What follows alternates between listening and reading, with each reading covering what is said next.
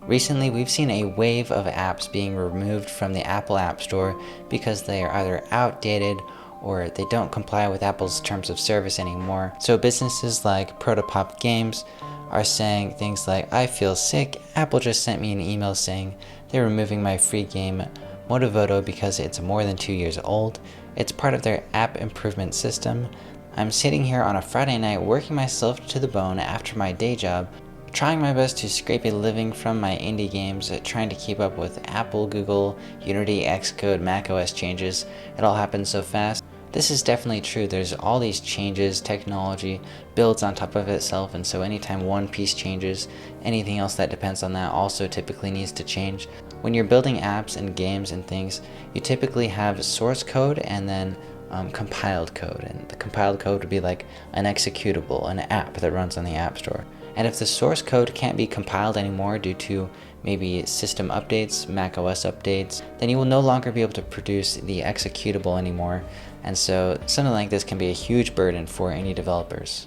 We've also got Costa here on Twitter saying, Apple also removed a version of my Flick type keyboard that catered specifically to the visually impaired community because I hadn't updated it in 2 years.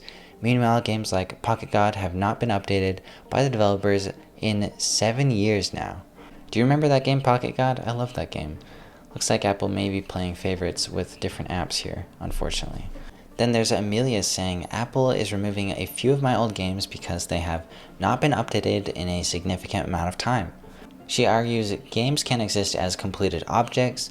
These free projects aren't suitable for updates or a live service model. They're finished artworks from years ago. Yeah, think about like N64 games. Do those need to be updated? I don't think so. Here's the message from Apple saying, if no update is submitted within 30 days, the app will be removed from sale. Bobby W says, yep, this just happened to me too. Removed my app because I hadn't updated it in 2 years. It's still getting downloads and running on all devices. It's hard to take time away from current projects to update old ones just to keep them alive on the store. Simon Barker chimes in, I have an email this morning saying the same about one of my apps. It doesn't have any crash reports, still gets downloads after 5 years, doesn't need a version 2, and Apple decides it's time to go due to swift version changes. I don't have time to push a meaningful change. And the final tweet we'll look at is Simon saying, I had a fully functional and original game for kids removed from sale for this reason just a few hours ago. I have simply not had the time the last month to update it and publish a new version.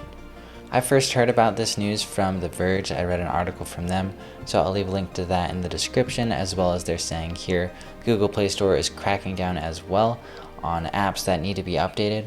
I really see both sides here, although it is a bit alarming and unfortunate for the developers that have to update these apps. I also see the developers over at Apple having to have a place for these apps to live, and they want to make sure they have a good user experience for each of these apps that people are downloading. And in addition, like, their code is changing too, and so updating these legacy apps, there might be a technical reason why they need these apps to be built with the latest version of Xcode so that they can continue and improve their tools and support new features. So I really see both sides of it. I'm not really gonna pick one side and say that, this side is absolutely right. There's trade-offs, and it looks like both the huge app stores, the Apple App Store and the Google Play Store, are making this decision to require developers to update these apps. Now, a lot of the time this can be pretty simple. You simply go in either Xcode or your Android Studio project, and then you maybe add a comment, add some little thing, and just press the compile button, and boom, you're off to the races. You can submit that new build to the App Store and the Google Play Store. But sometimes it's not quite that simple.